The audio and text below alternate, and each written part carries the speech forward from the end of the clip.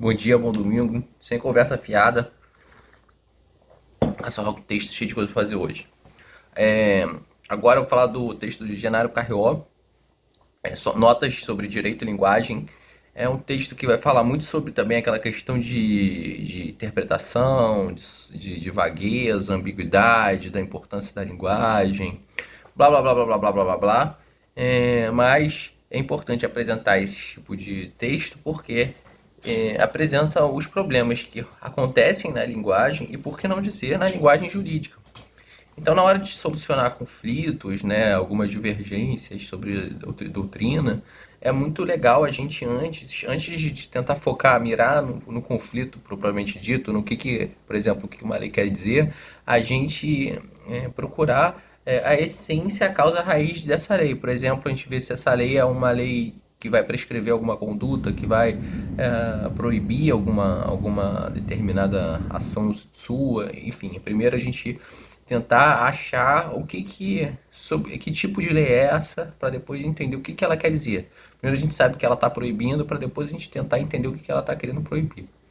Enfim, passa de saber a introdução, vai começar o texto falando justamente que muitas características fundantes, basilares da linguagem natural, elas são negligenciadas e isso vai provocar alguns obstáculos fictícios, sobretudo no campo da teoria jurídica e na prática do direito. E a gente sabe que a linguagem ela é rica de características, propriedades, é um meio completo de comunicação. Mas mesmo assim, em determinadas comunicações ou diálogos, ela pode restar frustrada. Por exemplo, o interlocutor pode falar alguma coisa e você, receptor da mensagem, pode não entender o que ele está querendo falar. Ou não entendendo ainda sobre o que ele está querendo falar, no sentido de ele estar dando uma ordem, uma sugestão, enfim. E aí isso pode causar alguma frustração no processo da linguagem. Além disso, a gente vai estabelecer algumas premissas aqui para poder seguir em frente, que esse receptor não existe nenhum problema de deficiência de comunicação, é como se eles fossem entendedores perfeitos da língua portuguesa ou da linguagem jurídica, seja lá o que for, e não tem nenhum erro de percepção, de idioma, enfim, algum problema de audição, essas premissas assim, que estão subentendidas para que a gente possa entender esse processo de comunicação.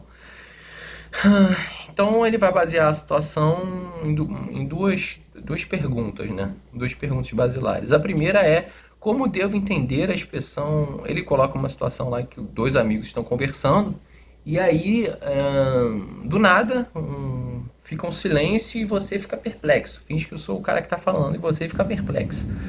E aí ele quer saber, porra, não aconteceu nada. Não teve nenhuma falha de processo de comunicação. Eu me expressei de forma perfeita. Mas por que você ficou perplexo?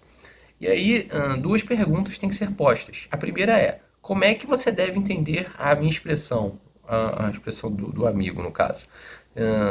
Como é que você vai ter que tomar as minhas palavras? Vai entender como uma ordem, uma advertência, uma maldição, um pedido de reconciliação? Como é que você vai entender? Uma instrução? Essa é a primeira coisa. Antes de você entender o conteúdo do que eu estou falando, você entender sobre o que é o meu enunciado. E quando você se perguntar isso, você vai ver qual é a força da minha expressão, como você deve tomar minha expressão, que nas circunstâncias e na forma que eu disse. E aí a segunda pergunta, e aí sim a gente vai passar para o conteúdo da mensagem, a gente já superou o ponto, eu sei que você está falando de uma proibição, ou você está me pedindo alguma coisa, ou eu estou te pedindo alguma coisa. Aí a segunda pergunta que você tem que fazer é o que você está pedindo, o que eu estou te pedindo, o que eu estou te proibindo, o que eu estou te implorando, indagando, questionando, orientando, enfim. É a segunda fase da comunicação. Depois que você entender a, a, o, o- a interface, a plataforma da minha pergunta, da minha indagação, que é uma advertência, você vai agora passar para o conteúdo. Então, essas são as duas perguntas que traduzem as fontes de perplexidade que podem acontecer de forma concomitante, mas a gente vai analisar isso de forma separada. Então, o Carrió, ele vai separar, quer dizer, vai isolar essas duas perguntas para poder analisar de forma separada e isolada. Mas elas podem acontecer de uma forma concomitante. E a primeira pergunta, o que fulano, o que quis dizer fulano quando falou X? No caso, o que é? É uma pergunta? Qual é o papo? Qual é a parada? Qual é a parada? E a gente tem que entender que aqui não vai ser um guia, não vai ser uma lista exaustiva, mas sim uma lista desenvolvida de casos paradigmáticos sobre quais são os propósitos da linguagem, né? Desenvolvida assim a partir de casos pragmáticos, e aí a gente chega, né, em alguns propósitos. O primeiro deles é o propósito descritivo. Ele visa informar determinados fenômenos ou estados de coisas. E essas são as perguntas que possuem pleno sentido se a gente pergunta se é verdadeiro ou falso, é o tal do binário. Por exemplo, está chovendo? Sim ou não? Não tem, tá chovendo ou não tá? É um fenômeno que eu estou descrevendo. E esse teste, né, de verdadeiro ou falso vai muito ao encontro do paradigma da linguagem científica. Então, o que a gente vai utilizar são assertivas, são enunciados, que aí a gente vai poder responder se é verdadeiro ou falso. Um outro propósito da linguagem é um propósito expressivo, que a gente vai querer tentar expressar os nossos sentimentos ou também utilizar a linguagem para provocar sentimentos é, em outra pessoa. E aqui o paradigma vai ser a linguagem poética, que não tem por que a gente perguntar se é verdadeiro ou falso a expressão de um poeta. Não faz o menor sentido fazer esse teste. E, enfim, é essa linguagem expressiva, o propósito expressivo. Agora, um outro propósito é o propósito diretivo, que é dirigir a ação de determinada pessoa. Isso aí a gente tem na lei, né? Que é o propósito central da lei, é tentar dirigir uma ação, uma conduta. Por exemplo, uma ordem militar também se encaixa nisso. A gente não tem que perguntar se é verdadeiro ou falso. Tampouco a gente pode afirmar, né, tanto assim como na ordem militar, a gente pode afirmar se uma lei é verdadeira ou falsa também. Não tem questionamento. Mas a gente, apesar de não poder fazer esse juízo de verdadeiro ou falso, a gente pode qualificar de outras maneiras. Por exemplo, uma lei retrógrada, uma lei progressista, uma ordem militar injusta, inoportuna, enfim, alguns juízos de valor que a gente pode ter sobre essa linguagem que tem um propósito diretivo. E o último é o propósito mais residual, ele chama de propósito operativo. É um propósito que não dá para encaixar no expressivo, no diretivo e nem no descritivo. E por exemplo, eu instituo fulano como meu herdeiro universal. Assim, você está fazendo, um testador, no caso, está fazendo uma coisa específica. Ele não está descrevendo, não é verdadeiro ou falso isso, não é motivo, não é também diretivo, não é uma ordem, porque não for dar uma ordem para mim mesmo de instituir um herdeiro universal. Outros exemplos, eu prometo que irei no evento tal, ou eu saúdo cordialmente. Não tem como encaixar nas outras três categorias que, repito aqui, repiso, são categorias não exaustivas, são apenas uma forma de poder colocar em algumas caixinhas os propósitos da linguagem. E aí, ele vai fazer um contraponto, que, por exemplo, a forma gramatical, ele não é o guia seguro para identificar o que o interlocutor pede. Porque, por exemplo, muitas ordens não são dadas no imperativo, mas pelo contexto de situação. Ele coloca um exemplo: Mariana levará essa carta ao correio. Sim, não está no imperativo, mas é uma ordem. Por que a forma gramatical ela não é útil? Assim, porque muitas das vezes as palavras, existem numerosas palavras que vão possuir independência do seu chamado significado descritivo. E aí a gente vai ter aquela situação da denotação e da conotação, né? Do sentido denotativo e do sentido conotativo. A gente pode usar, por exemplo, uma linguagem com significado emotivo que admite múltiplas interpretações. Ou a gente pode usar uma linguagem descritiva numa linguagem emotiva, por exemplo, o filme é massa, velho. Lógico que eu não dei esse exemplo. Porra, o filme é massa. O que é massa? Entendeu? Existem alguns problemas da linguagem. Se a gente for utilizar a linguagem gramatical para tentar classificar a linguagem, a gente pode esbarrar em algumas balizas que não serão, que vão colocar a gente em dúvida. Ele bota um exemplo de uma expressão que duas expressões também podem ser aceitavelmente claros, o sentido descritivo. No caso convencionado, sobre o que é democracia, por exemplo, ou o que é direito. No caso direito, existem algumas controvérsias, né? Mas ele coloca que os significados podem ser convencionados do direito, por que não? Pode existir mais de um significado que é convencionado. Uma outra questão que ele coloca é sobre a questão da duas interpretações para uma mesma palavra, mesma expressão. Por exemplo, o ensino livre e ensino livre que ele coloca. Um interlocutor A pode achar que o ensino livre é um regime de ensino livre de qualquer dogma, inclusive o religioso, então uma educação laica. Já B, ele pode achar que o ensino livre é que os padres aceitam como o ensino que é o direito, que é um direito dos responsáveis educar os seus filhos de acordo com a fé dos responsáveis. Então, perceba, existe um dissenso entre o que acha A e o que acha B. E eles referiram distintamente esse ensino livre, vai, por sua vez, haver um desacordo verbal. O que aconteceu na realidade é que A e B, eles fizeram de fato com que a expressão ensino livre fosse adjudicada a ela dois sentidos diferentes, dois propósitos diferentes, com o propósito de tentar aproveitar o seu indubitável valor emotivo para distinguir o comportamento de certa concepção. Então perceba, quando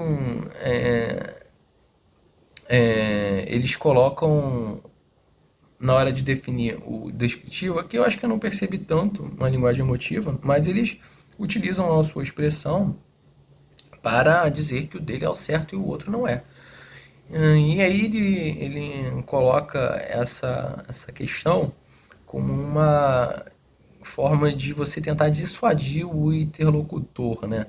Seria a definição persuasiva, quando você tenta redefinir o significado de um termo ou expressão, procurando manter intacto o seu valor emotivo. Então está diante do que Stevenson chamou de uma definição persuasiva, né? Superado esse ponto, a gente tem, em relação ao significado emotivo, sob uma roupagem descritiva, existem palavras bivalentes que funcionam descritivamente em alguns casos e emotivamente em outros. Por exemplo, se a gente quiser falar assim, uma coalizão política, que seria um neutro, ela pode ser descrita como um acordo interpartidário indicando a maturidade cívica e um espírito de conciliação, ou a gente pode definir um conluio.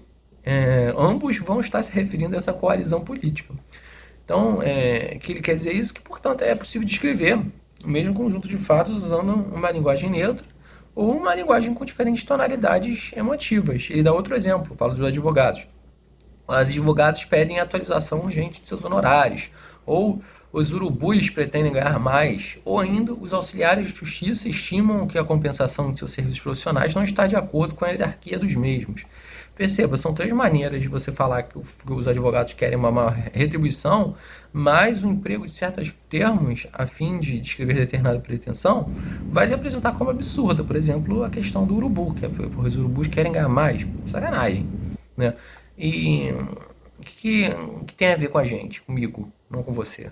Que parte das disputas, elas não são desejáveis entre os juristas. E elas estão contaminadas por justamente essa falta de clareza como que deve se entender certos enunciados, que tipicamente aparecem na teoria, com enunciados meio lacônicos, assim, ou cada um tenta atribuir um significado.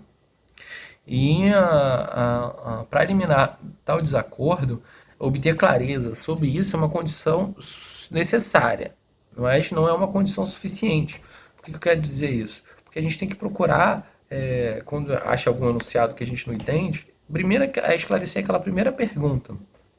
É, será que esse enunciado é uma proibição, uma vedação, um permissivo?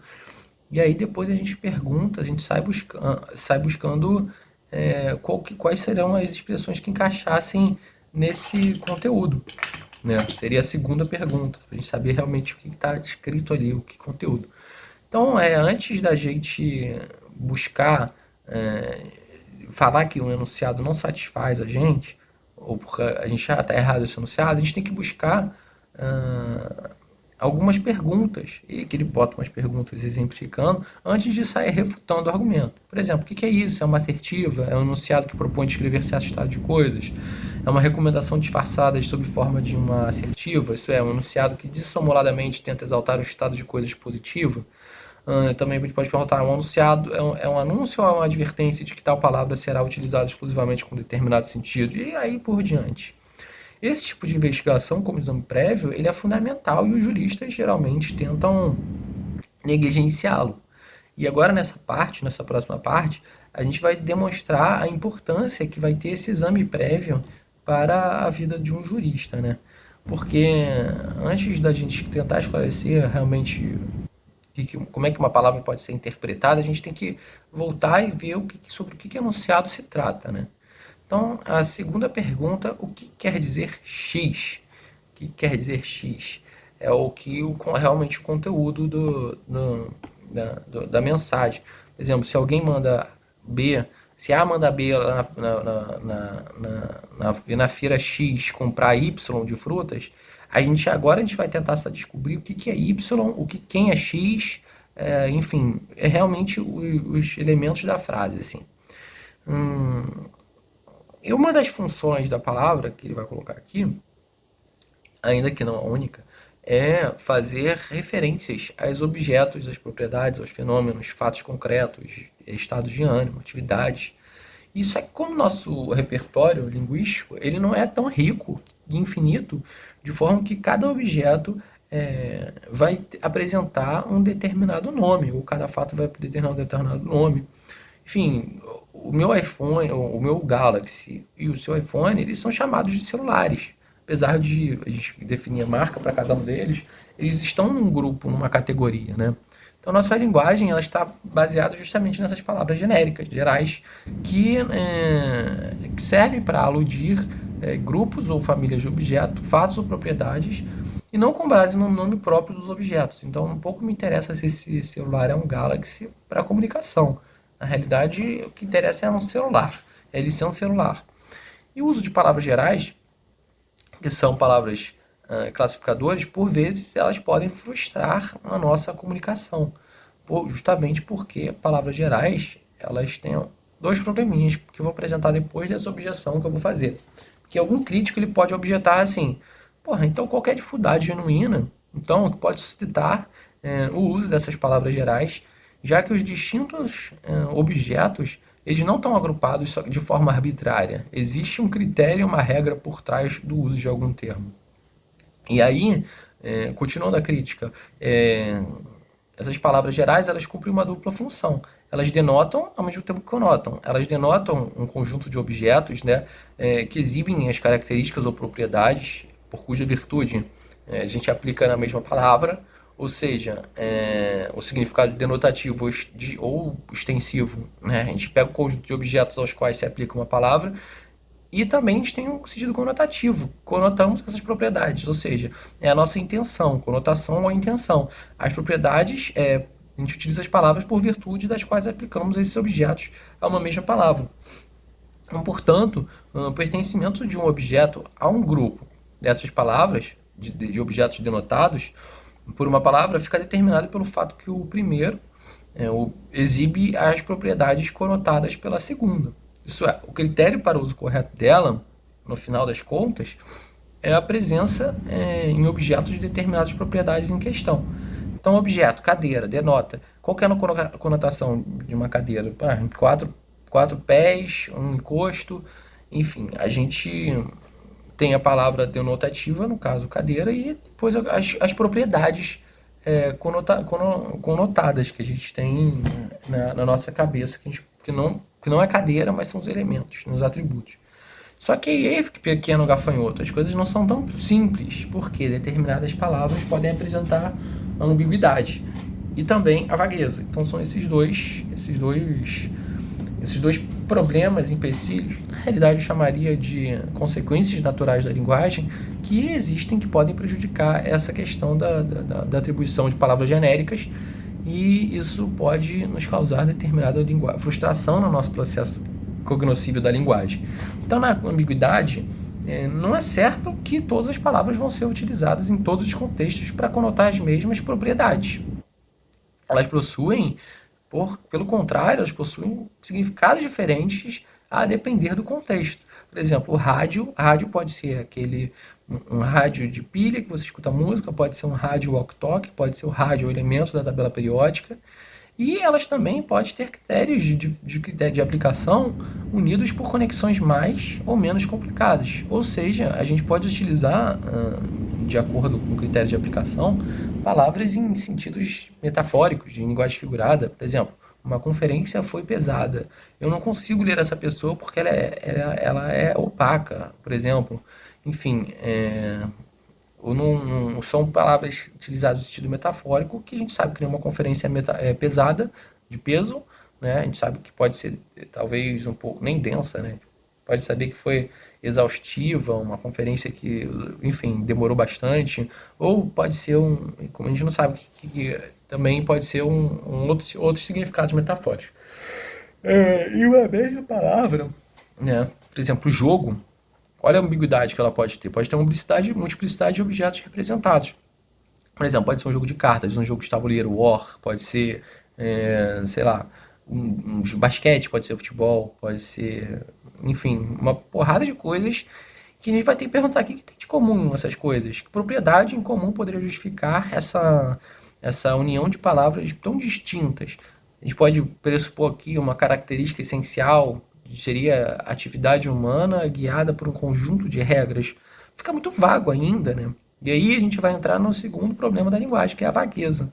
A vagueza, em alguns casos, que a incerteza da aplicação de certos termos não brota de que a gente não sabe o que sentido foram utilizados. A gente não tem dúvidas que quando a gente utiliza a palavra jovem, a palavra adulto, a gente tem na nossa cabeça o que a gente quer dizer. Só que, ao mesmo tempo, a gente pode utilizar alto, baixo, calvo, né? A gente sabe, a gente tem noção do contexto que a gente quer dizer. Não é ambíguo. A gente não vai confundir uma pessoa alta com uma pessoa baixa. Só que, por outro lado, a gente não sabe quantos anos a pessoa tem. A gente sabe que é jovem, mas é jovem de quantos anos? É alto, mas qual a estatura da pessoa? É calvo, mas qual a quantidade de cabelo que ela tem? Então, perceba, uma idade madura, outro exemplo que ele dá. A gente não tem noção exata, a gente não consegue precisar qual é a exata idade do homem. Então, por isso que existe uma vagueza. Não é a ambiguidade que a gente está falando. A gente sabe o que jovem quer dizer, o que alto quer dizer. O problema está na precisão.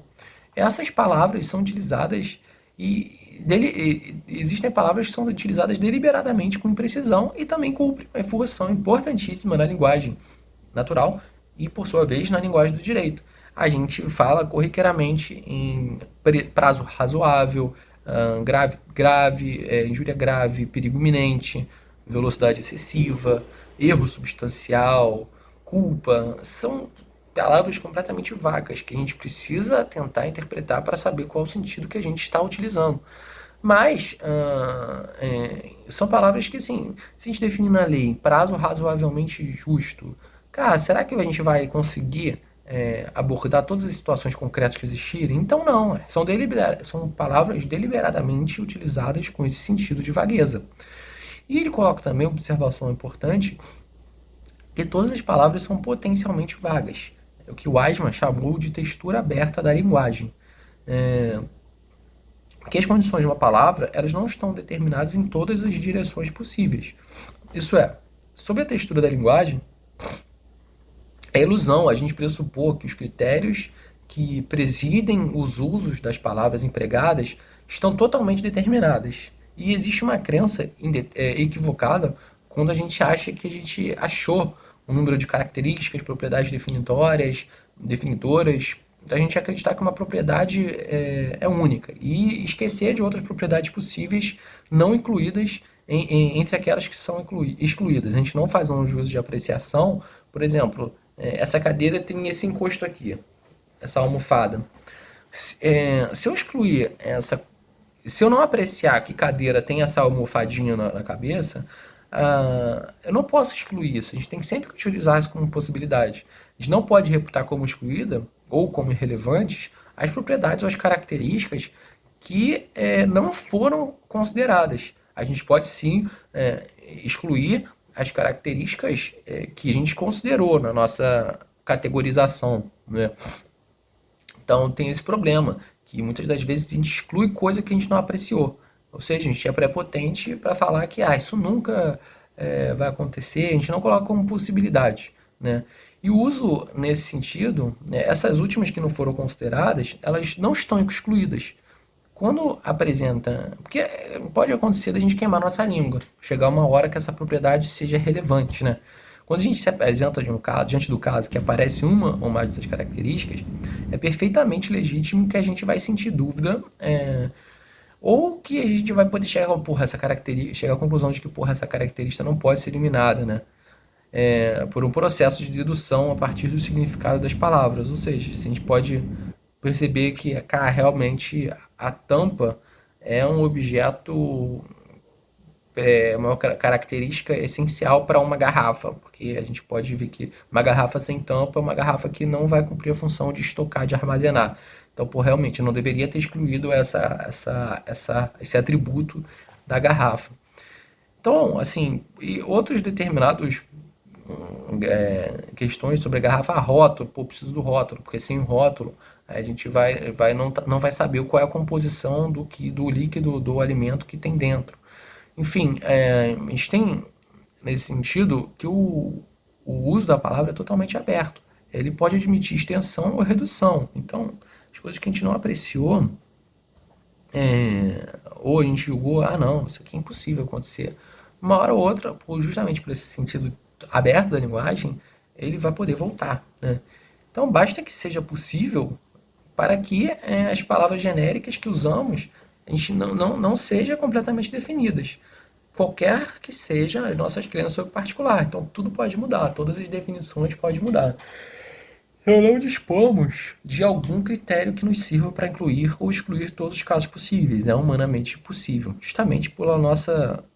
A gente tem limitações no nosso repertório linguístico. E é por isso que as palavras apresentam essa característica de vagueza potencial. Todas as palavras são potencialmente vagas.